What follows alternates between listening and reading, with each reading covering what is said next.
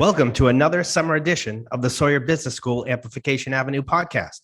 This is Skip Perham from the marketing program at Suffolk University in Boston, and I'm happy to bring you yet another conversation about the amplifying properties of sports and the convergence of sports business, the media, and society.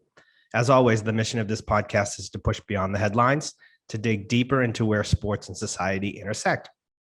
In this episode, I'm happy to talk about the dynamics of coaching with an associate from Suffolk University, Dr. Lauren Hajjar, assistant professor in the Sawyer Business School Institute for Public Service. Lauren is an expert in organizational change, culture, and relational practices that support high-performing teams, and organizations. Lauren works directly with managers and frontline staff to understand what's holding them back from achieving their goals, and then helps them use relational analytics and other data to course correct for high performance.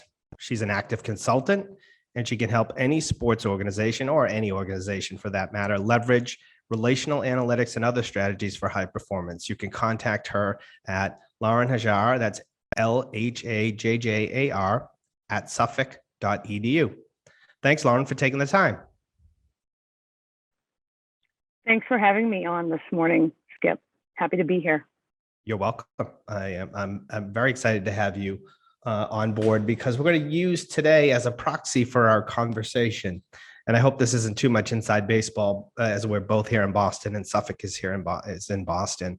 But the recent firing, it's I guess 6 weeks old at this point, but I think it has a relation to coaches anywhere at any level, across the country, globally, what have you.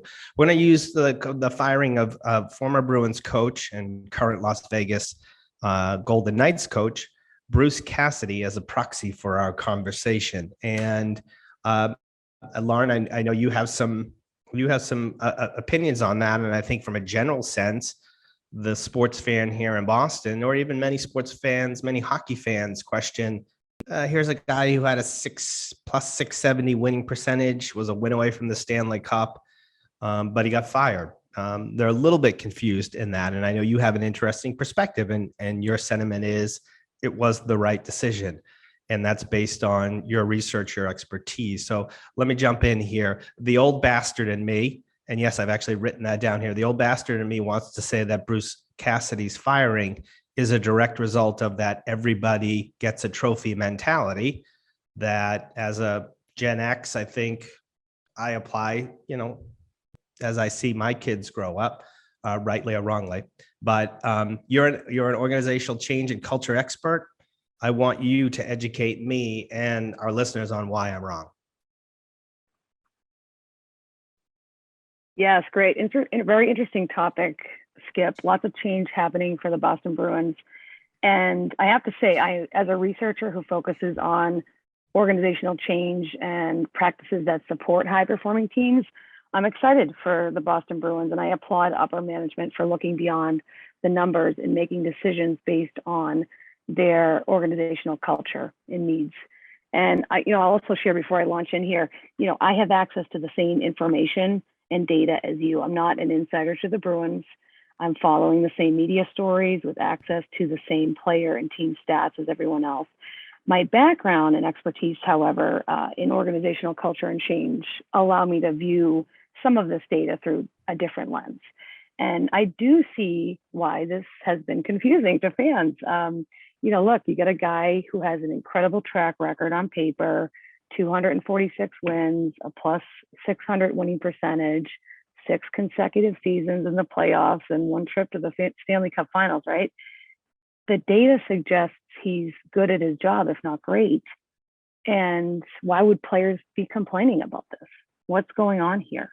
Is there a disconnect between owners and management? Maybe. A mediocre roster, that's definitely not helpful, right? But it's more complex than that, and a deeper dive into organizational culture does offer an explanation. So when we talk about organizational culture, we're talking about the policies, the practices, and values that inform and guide and reinforce the actions of its members, its employees, its players, its coaches. It runs through every level of the organization And so let's start with what we know, with some of the data that offers some insights into what's going on here looks like. So Cassidy has documented issues with many players. A recent interview with sportscaster John Butchergross highlighted this pretty well, issues around psychological safety in particular. He questioned whether younger players are feeling comfortable speaking up to anyone, their agent, coach, etc., noting the communication skills and people management skills for some have been difficult to deal with, and that there's this running commentary on the bench. And players are sometimes hearing and thinking to themselves, geez, I wonder what he's saying about me when I'm on the ice. So then you look at the motivational tactics he's using, and in exit interviews, players are noting that it's harsh. And so this data starts to shed light on the lack of psychological safety present in the organization, at least between players and coaching staff. And then you've got Cam Neely, who has also made public comments about players being afraid, quote unquote, afraid to make mistakes under his leadership. So beyond those data points, he's known to bluntly point out the mistakes of his players rather than offering a constructive reflection of the game during press conferences. There was one press conference in April, I think it was April, where he called players out individually on plays that were, quote, not intelligent hockey. And so this type of behavior runs contrary to what we know about practices that support high-performing teams. So you've got trend data here through exit interviews and observations of Cassidy's behavior and approach in press conferences, on the bench, etc. And it all points to issues that impact the conditions under which players can and will perform optimally. So that's what we're talking about here today.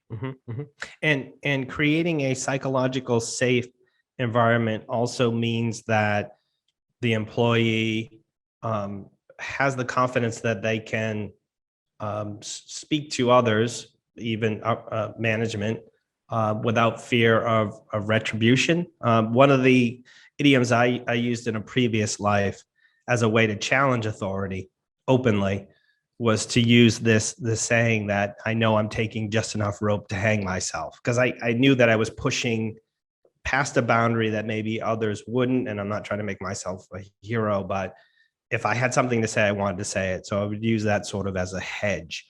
But in that case, I felt comfortable enough. Is that an example of there was an environment where I felt like I could do that?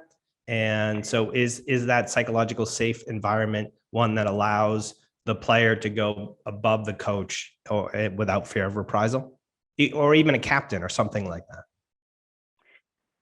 Yeah, so great question, Skip. Psychological safety, first off, is you're right. It's present when an individual can speak up without the consequence of punishment or humiliation, and is also a well-established driver of team performance. And the research is very clear on that.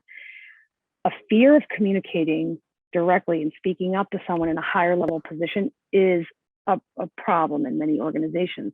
And it matters just as much for instance, flight captains in the airline industry and executives in financial services as it does for providers on the front line of a hospital or even players in a professional sports club. So, and I'd like to clarify one misconception about psychological safety, and then kind of relates, and I'll answer the question about your specific situation.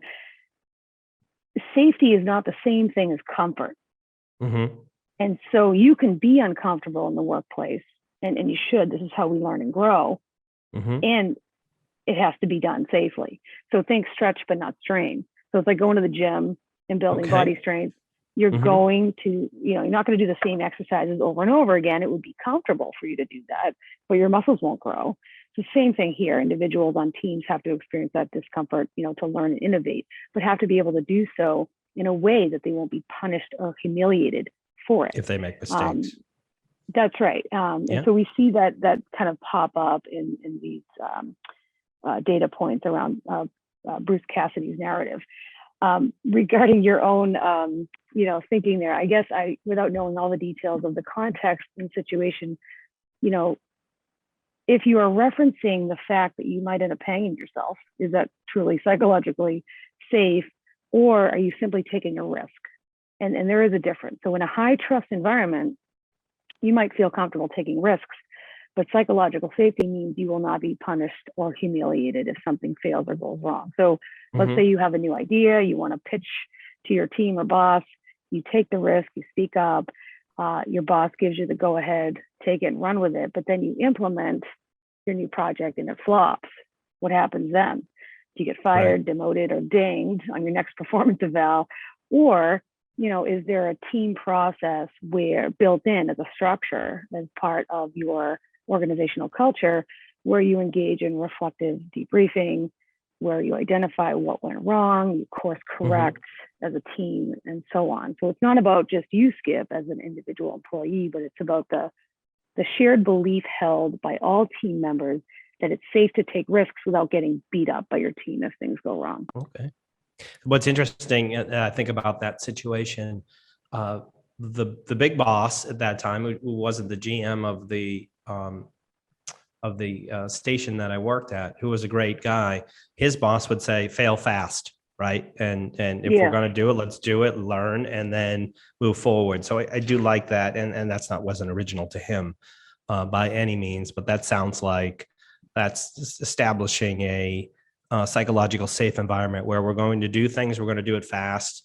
It succeeds, it fails, we evaluate, we learn, and then we push forward and we do it all over again. So I do like that. So this is more than about Bruce Cassidy or any coach deploying tough love strategies. Those are that's sort of outdated, I think, based on your research. But so does this relate to any differences in the generational cohorts who are Generation X versus millennials and Generation Z? Are these? Does it relate anything to that? To the differences in generational cohorts? So yes and yes. So let me first let me address the first part of your question there. Yes, the top-down, command and control approach is quickly becoming outdated. Let me first, the term tough love is tricky, right? Because it means different things to different people. And we're hearing that, at least I've heard that lately in the context of the Boston Bruins, with specific players, quote unquote, needing some tough love, right? Tough love suggests you can be tough and loving. Yet the word love suggests an ability to connect to and understand the person you are with, leading and mentoring. And that does not describe the coaching style of Cassidy, because if you can't understand the needs of individuals on your team, then it's just toughness and hardness without the love. So that's one thing. It's tough love, that saying, it's not a license to be a jerk. Right. But to answer your question, from a human resource management lens, yeah, it's important to understand the needs of generational cohorts more broadly. For instance, how rewards and accountability systems motivate generational cohorts in the workplace. But you also need to be tuned into the needs of individual employees, or in this case, players. And the importance of the latter dates back to the work of a woman named Mary Parker Follett, who was an American management consultant, philosopher, and pioneer in the organizational theory and behavior fields in the late 1800s and early 1900s. And she's referred to as the mother of modern management because instead of emphasizing industrial and mechanical components of the work, she focused on human relationships as a fundamental aspect of industry. And she specifically looked at the individual parts, individual employees, in relation to the whole team or organization. So this idea that quality of relationships is important to organizational culture and achieving desired outcomes is not new, yet it's been overlooked at times and significantly underestimated. And so, in Cassidy's case, he wasn't able to connect with the whole team, and that was a problem. I want to draw a contrast, actually, as we bring this up, to Tampa Bay Lightning coach John Cooper. His winning percentage and stats are comparable to Cassidy's. He's a great coach. What's the difference? His coaching ability has at times been referred to as the secret sauce. Mm-hmm, And mm-hmm. yet, like from my perspective, there's nothing secret about it. The data is there, it's pretty clear. He has the knowledge and expertise of the game itself, but he also has the ability to connect with all types of players. And that's been a critical part of his success. So he's known to be curious, which is an important relational quality and needed to connect not only in two individuals on a team, but to make connections between members of a team. Mm-hmm. He's known to, for example, I think this one's kind of interesting. He's known to listen to the same music as his players because, and according to him, if you're not, you can't figure them out. Hmm. So this idea Okay. of just connecting and tuning into the mindset of his players is important. He's also known to maintain composure and not lose his mind, for instance, over an offsides call in the first period. And that Mm-hmm, seems mm-hmm. to be appreciated and reassuring to his players. And he also knows how to get the most out of his players in different ways. And importantly, his players want to play for him. So you got a guy like Pat Maroon, who's gone to the Stanley Cup Finals for 4 straight seasons, winning 3 of them. And he's saying that his coach made him a better player. And formally, he was self-described as being overweight and slow. Mm. So, he's got players that want to play for him. Yeah. Lots of And so this buy-in. Cooper contrast is, it's interesting because, look at the data over the course of the regular season. Tampa Bay and Boston both won 51 games. And so if you're looking at the numbers alone, they're in the same division, same schedule. Mm-hmm. Boston loses in the first round. Tampa Bay goes on to the final. There's something different there.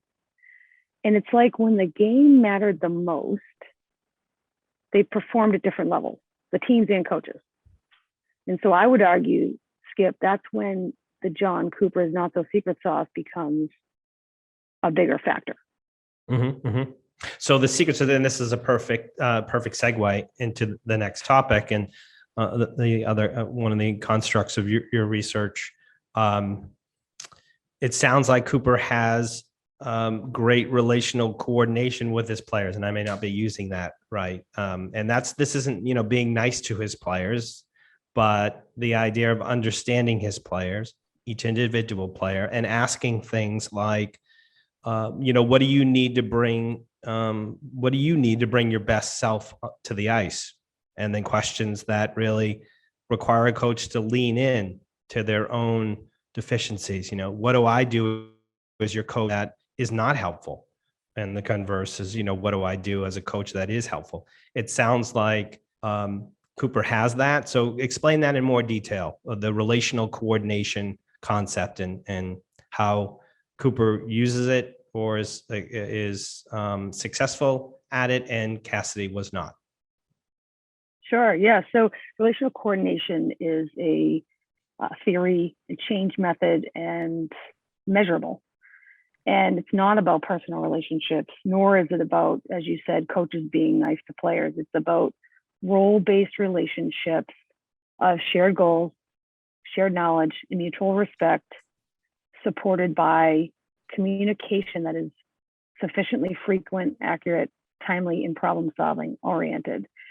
And the science of relational coordination in over 233 studies since 1991 show that teams with better relationships and communication achieve better outcomes. And, it doesn't come naturally to all leaders. It's been studied in 36 different countries and in 73 industry contexts, both public and private. It can be measured, as I said. And the reason why it's not about coaches being nice to players is because there's a science to it, relating and communicating. And it's about role-based relationships, so it's not personal, with the structures in place to support high levels of relational coordination. So I think a good example to make this point is New England Patriots coach Bill Belichick. We don't see him being particularly nice, right? He's a rather direct communicator, rather stoic. Super grumpy dude. Yet he connects well with his team at the individual level, as well as the whole team. And the expression "do your job" resonates throughout the Patriots organization. And there's a reason for that, because everyone is expected to show up, whether you're a coach, player, staff, or otherwise, understand your role, how it impacts the whole team, and do your job. He's also known to hold his players accountable to do their job. So it's not about being nice. It's about being clear and transparent in your communication and understanding the whole in relation to the individual parts and making connections between them. Mhm. You asked about, yeah, go ahead. No, you keep going. Keep going. Well, you asked about some questions, like how do you bring your best self to the ice, I think. And that those are strategies, examples of strategies that can be used to help build relational coordination. And it's an approach that I've seen, I take in my research, but it's about collecting and using data to inform the strategy around organizational culture and change, and using the data to understand where to build the relational and communication ties. Mm-hmm. So if you're a player and you're answering the 7-item survey, relational coordination survey, you'd be answering questions like, the extent to which I, as a player, share the same goals as the coaching staff, the extent to which coaches and owners share knowledge with one another. And so what you get is a network map and a breakdown of where the strong, moderate, and weak ties are. Mm-hmm. And it can help leaders and managers understand where to focus their attention and efforts. And so there comes the questions about what do you need to bring your best self to the ice? How do I, as a coach, how can I be most helpful to you, and vice versa? Right. And that's an approach. Some of that's rooted in a humble inquiry, which is the process of asking questions in a way that empowers the other individual in the conversation, and is a useful strategy. Mm-hmm. So if you're asking those questions on the front end, then that should reflect positively in that 7-question survey that makes up this, relational coordination construct.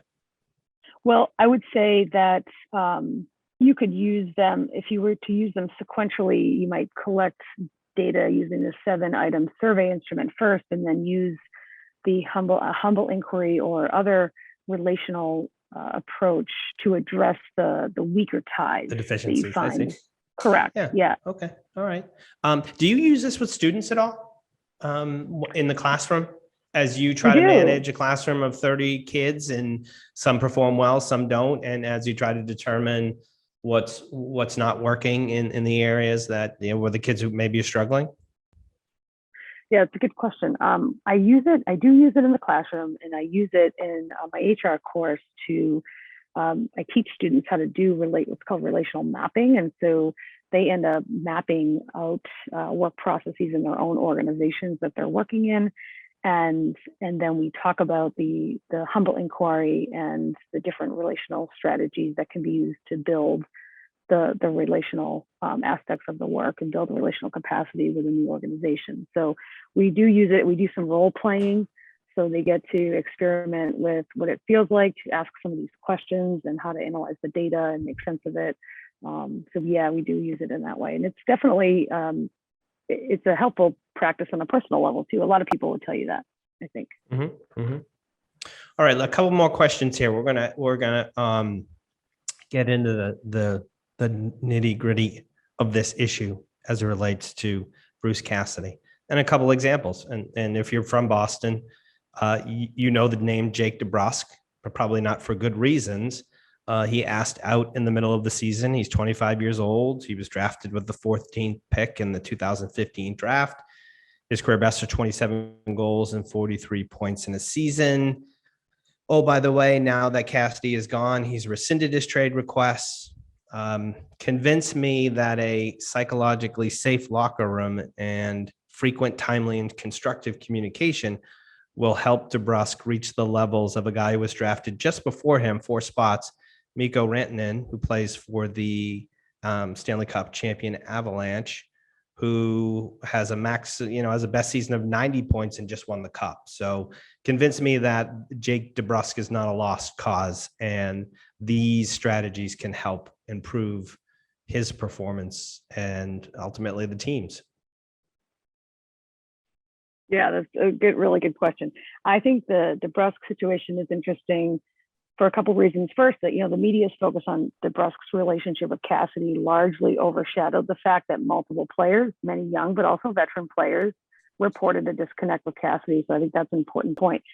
But if you're asking me if I think DeBrusque has potential that has not been fully tapped, then I would say yes, it's absolutely possible. And here's why.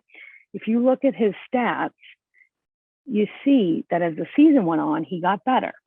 He comes on strong late in the season, and the timing of this is curious. It was right after the trade deadline. So after not being traded, there's no uncertainty left in his season. He knows he's with the Bruins. He goes out and scores basically a point a game for the last 15, 16 games of the season, right? And I think there were 3 or 4 games he didn't score at all in April, and the Bruins didn't win any of them. So to your question, if he were in a more comfortable environment and directed by a coach who was connected with the whole team, not just the subset, I don't think it's unreasonable to see him scoring 80 to 90 points in a season. Clearly, there's potential here. And I guess the real question is who's able to tap into it. And yes. Yeah, fingers crossed on that, because the Bruins are going to need that scoring. Although I think he's out until at least some point into the season. So it sounds like, let's take it that Jake will thrive and wants to be coached and shares the same goals and is on board. Let's flip to another sport and another player, which is a bit unfair, but I want to go down this road anyway because he's made news. It is Kyrie Irving. And he said he doesn't need a coach, and was reportedly ran his own practices after his current coach Steve Nash ran his practice. How can his coach use relational coordination to ensure that this player, Kyrie Irving, supports the organization's goal? Because it doesn't seem like this player, again, Kyrie Irving, is on board with the team's goals. Are there going to be some employees, some players that you just can't reach? Yeah, it's a good question. The Irving situation is a good example of how an individual employee's behavior can impact an entire team. And I don't think we can compare it to the Jake Brusque situation. I think it's apples and oranges. But he's an accomplished player, but his behavior is a distraction to the entire team with multiple teams he's played for, right? So, and individual players who are a distraction on teams can definitely impact the organizational culture. Within the research, there are a number of organizational practices that can sometimes fall into a broader category of human resource management practices that support high quality relationships and communication. And one of them is having an accountability system that works.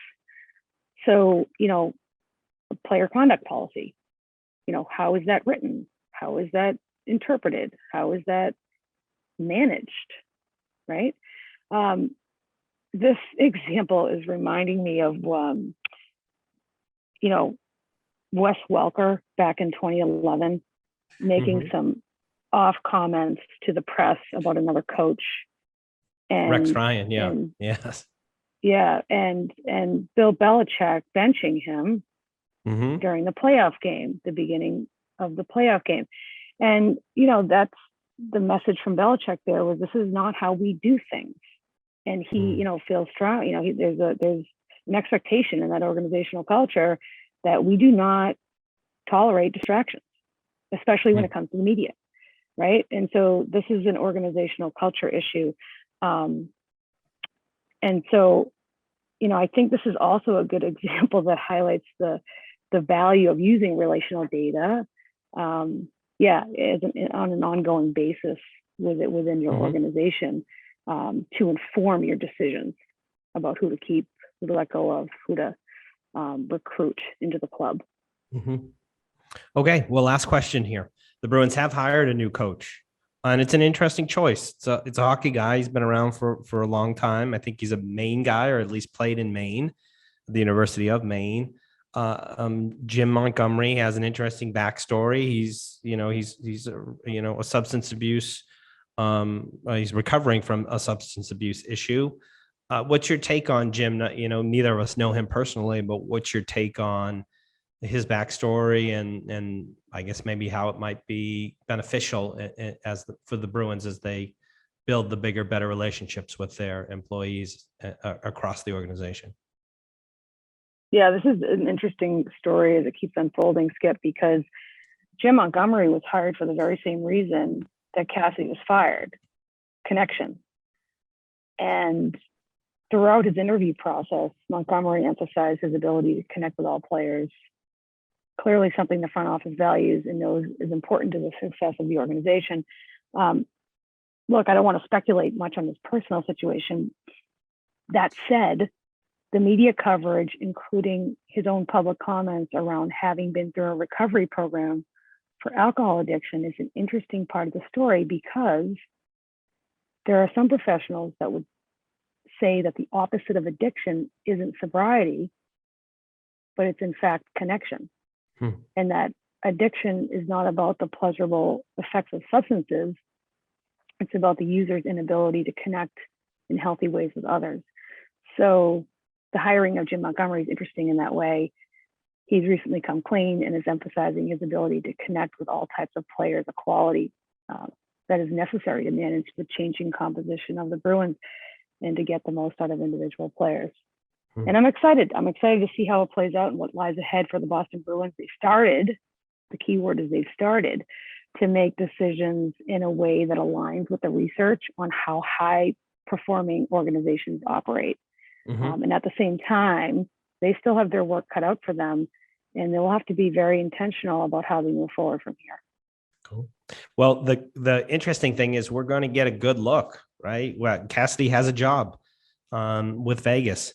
So we're going to be able to look at their, we obviously have data from their past performance, and we'll see how their performance improves or doesn't improve based on his coaching acumen and all of what you've talked about, and then compare it, compare Jim Montgomery. So it'll really be interesting to see here. That's the beauty of sports is, you're always getting those measurables. You're always getting that data, at least from a wins and losses and a whole host of other metrics.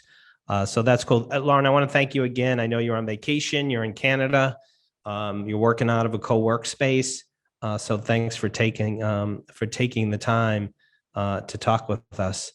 For more information about how to use relational analytics and other strategies, you can contact Lauren. Again, that's LHAJJAR at suffolk.edu.